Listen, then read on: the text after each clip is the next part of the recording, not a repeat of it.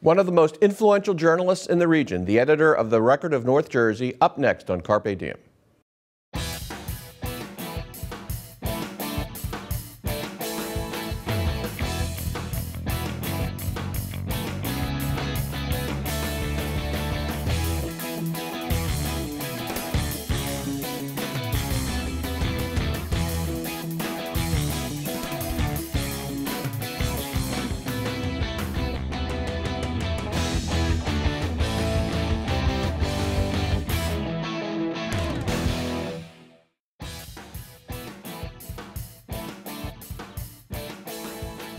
Hello and welcome to Carpe Diem. I'm Merrill Brown, Director of the School of Communication and Media at Montclair State University. Joining me today is Martin Gottlieb, an award-winning journalist who 3 years ago was named editor of the Record of North Jersey. In 2014, under his leadership, the Record was a Pulitzer Prize finalist for its extraordinary coverage of heroin use in New Jersey. In addition, Martin has received many other awards, including the George Polk Award for an investigative series on the Columbia HCA Hospital Corp., along with numerous Pulitzer Prize nominations. Martin has held top editing positions at the New York Times as well as the Daily News. At the New York Times, as a Global Editions editor, he managed the editorial operations of the Paris and Hong Kong-based International Herald Tribune. There he was involved in redesigning the newspaper as well as merging its website with nytimes.com. Welcome, Marty. Good to be here, Merrill. So you're at your second stint at the Record, known to most of us as the Bergen Record. Right. Tell us about that history, if you would.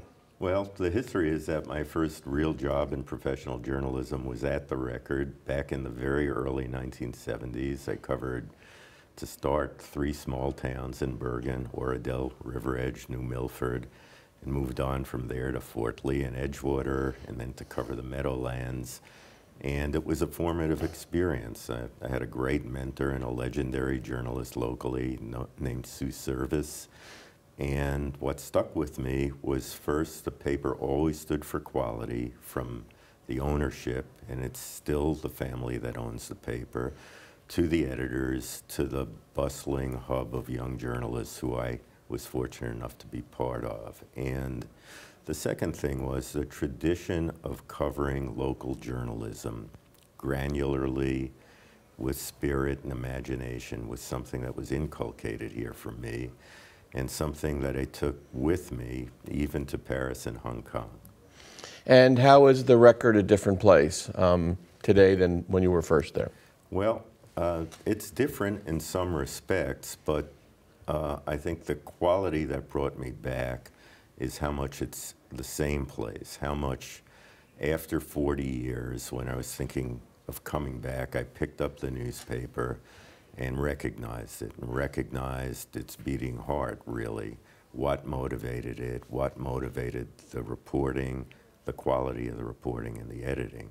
What's changed is, to some extent, the mission of what we have to do, which is not only reach people through the newspaper, but through a multitude of platforms, if you will, online, through social media, extending down to the 50 weeklies that we own, and to extend our journalism in every way to make it more immediate. When events happen, we don't have the luxury of hanging on to them for 8 hours until a newspaper deadline hits, but to get it up quickly, to provide saturation coverage, and to work up to an authoritative story which would appear in print and online as well. Another unique thing, and a particularly unique thing about the Record, is its ownership situation. We live in a world where there were once many independently owned newspapers. There are significantly fewer today.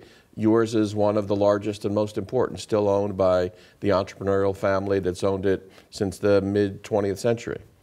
Tell us about 20th century. Tell us about that. Well, it's a fantastic thing, and I think the paper is just a sensational place to be, and I think we do a good job of providing our readers with a service. And when you ask why, I think you start with the ownership and the commitment they've had to the paper over almost 100 years now, and 120 in joint ownership with other owners early on. And the family is the Borg family. They still live in Bergen County. They're a presence in the community. I get my best tips very often from the publisher, Stephen Borg. His father, Malcolm Borg, was the young publisher when I was here last, and he's a great guiding spirit in the newsroom. When he swings by, everybody wants to talk to him. And if somebody joins the paper, somebody leaves the paper, he notes it, wants to know why, wants to know what we're working on. And then the other great jewel here is Jennifer, who is Stephen's sister, and she's our general counsel. And we have waged legal battle against the Christie administration and others. We filed Freedom of Information requests, open records requests regularly. And the great secret to that is her commitment and the fact that to do that ordinarily takes money. And if you have a good in-house legal team headed by a member of the family, suddenly money is not the consideration it would be if you had to go to outside counsel, and the commitment to open records is present right in the family who's publishing the newspaper. So you're right, Merrill, there are legends in this country of great families who own great newspapers, large like the New York Times, smaller in places like Louisville. Most of those owners have sold out to big chains or otherwise faded from the scene. What's special about us is that the light is on, the family is committed to the enterprise, and that filters out into populating a fairly large newsroom with a lot of awfully talented people. Some of those newspaper sales, though, were under circumstances in which the families felt forced to because of the economic peril the newspaper industry is in. You all are weathering that, at least apparently. The paper looks healthy, at least on the surface. How is that, what distinguishes the Record in that regard? Well, I think a lot of owners sold because they felt pressures and also because they had opportunities to make a lot of money on a sale. I think this family made the decision that their commitment was to the newspaper. And that decision puts us in a different category than other legacy institutions, newspaper-based media companies. The winds are very strong, and we've had to do our share of cutbacks, but I don't know how many meetings I've been in where Stephen or other members of the family and the top ranks of the management say the quality of the product comes first. And what that's led to is that when I left the paper in 1973, the circulation was 150,000 daily. I came back and the circulation is 148,000 daily. We haven't experienced the circulation losses. We've held on to more of the advertising than similarly situated papers. And I think the reason for that is a heartening reason, and that's that quality coverage and concern about communities leads to reader commitment. I've worked in a lot of places, and I've never seen the things I've seen here. During Superstorm Sandy, people were locked in their houses. They lost television communication. They lost internet communication. The streets were flooded, as all of your listeners know. And somewhere in the morning, some fellow in boots would come slogging up to the doorway and leave a copy of the Bergen Record for our readers. And the letters that came in, unsolicited, were like I've never seen. The letters you usually get are from angry readers. One way or another, the number of letters I've gotten about newspaper delivery, about our coverage of a town, about our commitment through something like the Heroin series or our George Washington Bridge news breaks to following the news aggressively is appreciated. And it leaves us with a core of readers, and they're who count at the end, who are the hope for building the ship that's going to sustain us through a transitional period in American media. So we have them to thank, and hopefully we provide them with reason for thanks regularly. You mentioned both Bridgegate and the institution's commitment to dealing with open records challenges. Obviously, Bridgegate is a part of that thrust by your whole organization, and the record really did open the doors to the country on that story through diligence and perseverance and so forth. Tell us about Bridgegate and kind of how you happened to break the story. Well, from my standpoint, that's a great story, Merrill, and it shows a lot of different aspects of what makes our organization special in my mind. One is we covered traffic. Everybody is concerned about traffic here. I got stuck in traffic jam after traffic jam just coming out to the studio today. We have a traffic reporter named John Chikowski. He writes a column called The Road Warrior. He has hundreds of people who are on his listserv and communicate with him regularly. In August of 2013, he was beginning to get messages from his followers saying there's weird stuff happening on the bridge. And he'll be the first to tell you, he sort of poo-pooed it at first and said there's always weird stuff happening on the bridge. But then our publisher, Stephen Borg, has friends who take the bridge into Manhattan every day, and they started calling him. He passed it on to me. I passed it on to Johnny, and Johnny followed the story, interviewed the Fort Lee police.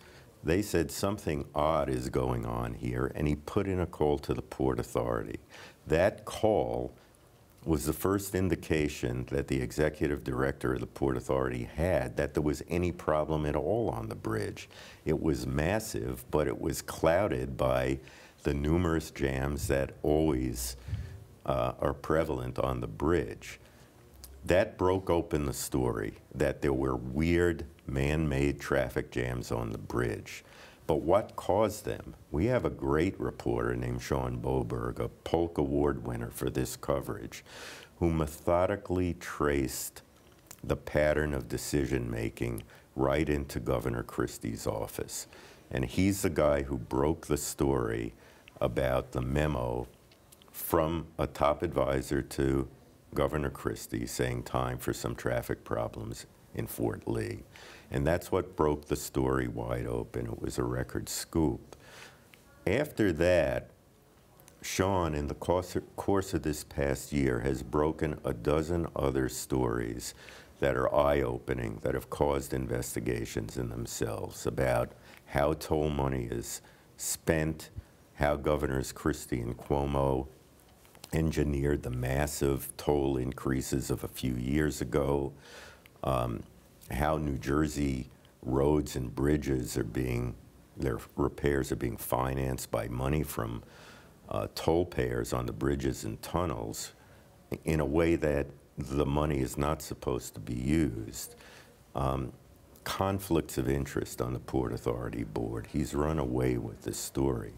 At the same time, we have, and I've been around for a while, we have a State House columnist named Charlie Stile. There may be other State House columnists around this country who are his equal. I can't believe that any are better. And he has followed this in terms of the politics behind what happened, the effects on Governor Christie like nobody else, with a perception that's uncanny. On top of that, we have our local reporting. So on the day the story broke, we have a very good local reporter in Fort Lee named Lynn Tatt, who documented how many difficult emergency situations Fort Lee confronted where there was a delay in response because of the massiveness of the traffic jams.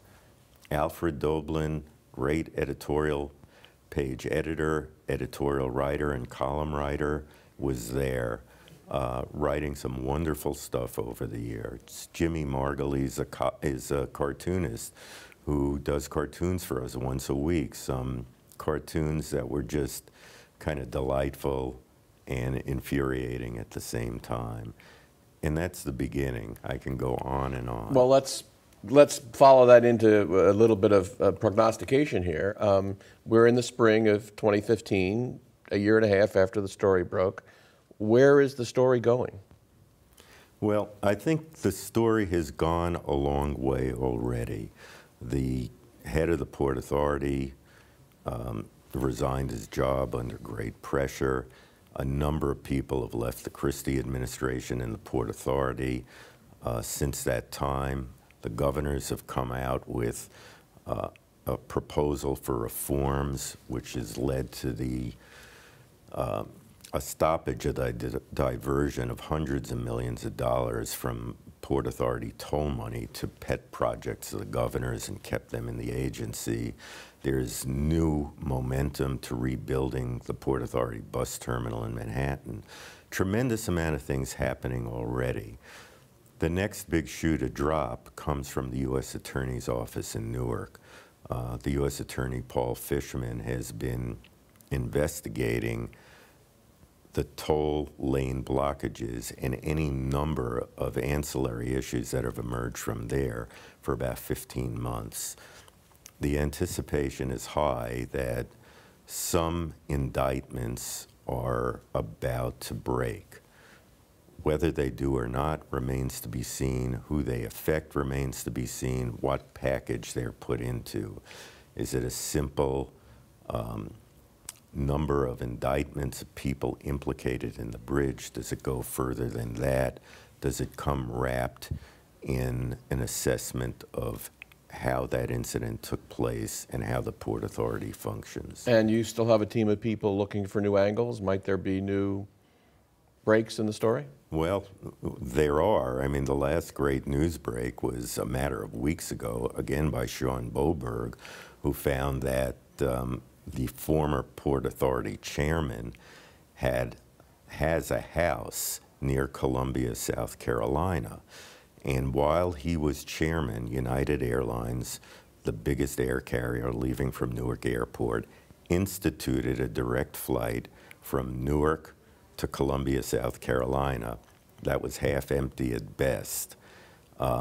And was money losing by every account. And 3 days after the chairman left his job, United discontinued the flight. Now that's a matter of interest to the U.S. Attorney's Office. We've reported that. We have a great reporter and we have a ripe subject, and I don't think the news breaks are going to stop. And that's brought renewed national attention to you and your work and the Record and so forth. What does that mean to the institution and to its commercial role in the marketplace? Well, I think what it means is it conveys a sense of quality, and hopefully readers and advertisers appreciate that. And what it means in terms of the reputation of the newspaper is very, very important, because most good and great American newspapers are attached to big cities. So everybody knows the New York Times and the Washington Post and the Chicago Tribune, and almost everybody has heard about smaller papers like the Baltimore Sun and the Miami Herald. Our base is Bergen and Passaic County. It's 94 small towns and the modest-sized city of Patterson. It doesn't get the attention, and it never has, that it really deserves, because it's not attached to an urban mecca. This gives it attention. The media critics of the Washington Post, the New York Times, the public editor of the Times, the media critic of USA Today, all took note of our coverage. The coverage gets mentioned regularly all over the place. It means young reporters are interested in coming here. Seasoned editors consider jobs here who might not have before. And I think the readers, and I speak before groups of readers a fair amount of time, root for us. And it's a great, great feeling that they take a sense of pride in what we've accomplished. And meanwhile, in New Hampshire and elsewhere, the governor of New Jersey goes about his political career with seemingly renewed vigor, especially over the course of this spring. How do you assess his circumstance and his political prospects? Well, I'm not a great political observer, and if I was, I'd probably get everything wrong anyway. That said? It's very early in the game. I think the George Washington Bridge indictments or non-indictments are going to be a very, very big factor in how he shapes himself and how people perceive him around the country. I think it's clear that this did great damage to his prospects. He was coming off a triumphant re-election victory. He had raised money for candidates up and down the country last year as the head of the Republican Governors Association. But what I'm sure his team believed would be a drive to create a sense of inevitability over a very, very compelling person personally has gotten thrown out of whack. And all the polls show him in the middle of the pack or lower. So if he emerges, and if you look at the past two presidential Republican campaign seasons, people who were written off as dead came back, and he can do it. But he's going to have to do it from behind a big 8-ball that didn't exist there 2 years ago. And he's going to have to reinvigorate an image past many obstacles that didn't seem as if they would be present. So it's a much, much bigger challenge for him to succeed. And as you continue to drive this story forward in the context of Christie and his temperament, how aggressive he is and so forth, what's the nature of the relationship between the Record and the governor and his office? Well, I think it's multifaceted. I think when it comes to dealing with our reporters, treating them without retribution, if they have a point to make about the coverage, making it within the boundaries of the normal back and forth between the press and the governor's office, they've absolutely done all of that. There hasn't been any vindictiveness, any sense of we're going to get you for what you did. The person who established the fact that the Bergen Record broke the story was Governor Christie himself in his famous press conference after the story broke a day later, when he attributed his knowledge of what went on to the Record 3 times over. That said, there is always an adversarial relationship between the press and politicians in office. Sometimes it's more pleasant than others. We've had to go to court to get information about the bridge and other matters out of the Christie administration that we felt strongly was a matter of public record. We're no different than other organizations there, but I think there is a strategy in the governor's office to hold information close at hand, to reach around the press to the public through town hall meetings, YouTube, social media, speaking to the national press, but not the local press, which knows the issues here much better and with much more nuance, in an effort to get their message out unencumbered by having to work their way through the local press in New Jersey. And I think we're a part of what they try to avoid in that manner. Every new editor who comes to a publication assesses things and brings to the job a series of pet issues or projects or worldviews that influence the coverage. What is there in the Record these days that reflects the things that you think are really important and that you've brought to the party in terms of particular issues and directions of the coverage? It's a good question, and again, I start in the background by reading the paper before I got here. I didn't want to come to a place I had to reinvent, and I didn't want to have to come to a place where I had to teach people the language that I spoke in terms of journalism. I recognize the Record as a very good paper. With that as a platform, I think our efforts have been to break more news, to be energetic, to speak directly to our readers, to come to have an impact.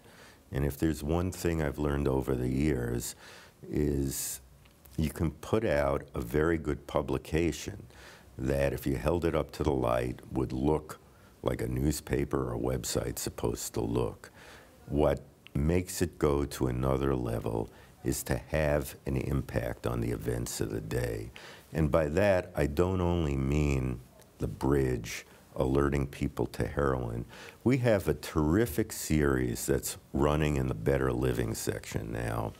And it's about kids and anxiety, a wonderful reporter named Cara Iorio. And we get tremendous feedback on this. It's a special thing. It touches people's lives. Did I have anything to do with that? Yeah. She came to me through her editor, a guy named Mark Schwartz, and they said, we have this interesting idea. I said, that sounds great. Now, how much of that was coming from them? A large part. How much of that may have been a product of the spirit of the room, the way people talk about stories, the ambitions people think they can have that go outside the box a little? I like to think some of that is a product of the relationships we've built in our newsroom since I've gotten there. Is there a big story or a big topic out ahead of us in the next year or two in terms of life in northern New Jersey that we might pay special attention to the Record for coverage of? Well, I think there's an issue that everyone in the state has to get their arms around, and I can't promise you that we're well into it beyond our regular daily coverage.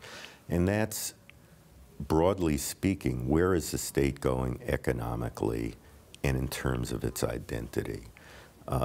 The recession in 2008 knocked everybody for a loop across the country.